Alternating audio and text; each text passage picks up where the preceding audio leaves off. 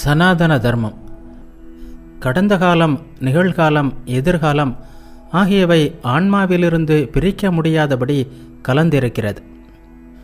பொருட்களை சார்பற்ற சமமான பார்வையில் பார்க்கும் யோகிகள் தங்கள் ஆன்மாவை மூளையில் இருத்தி அனைத்து உயிரினங்களின் உடலுக்குள்ளும் இருக்கும் பரமாத்மாவையும் பிராண மற்றும் அபான காற்றுக்களையும் கண்டுபிடிக்கின்றனர்.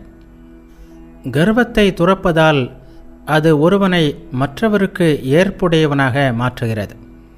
கோபத்தை துறந்தால் அது வருத்தத்திற்கு வழிவகுக்காது. ஆசையை துறந்தால் அது ஒருவனை வளமானவனாக்குகிறது. பேராசையை துறந்தால் அது ஒருவனை மகிழ்ச்சியடைய செய்கிறது. அஹிம்சையே கடமைகளில் உயர்ந்தது. மனமானது அடக்கப்பட்டால் வருத்தத்திற்கு வழிவகுக்காது.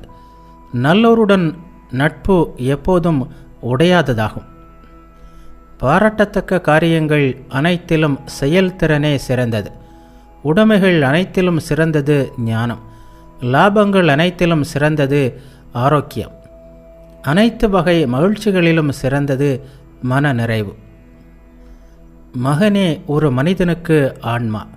மனைவியே தேவர்களால் அவனுக்கு அளிக்கப்பட்ட நண்பர். மழையே அவனது பிழைப்புக்கான கருவி. தானமே அவனது தலையாய புகலிடம். தானமளிப்பது அறத்தின் உயர்ந்த புகலிடம். புகழுக்கு கொடை, சொர்க்கத்திற்கு சத்தியம், மகிழ்ச்சிக்கு நன்னடத்தை ஆகியன உயர்ந்த புகலிடங்களாக இருக்கின்றன. அக்னியே அனைத்து உயிர்களுக்கும் விருந்தினன்.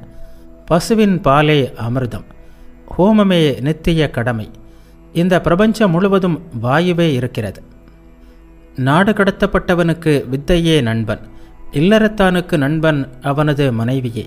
நோய்வாய்ப்பட்டவனுக்கு நண்பன் மருத்துவன். சாகப்போகிறவனுக்கு நண்பன் தானம்.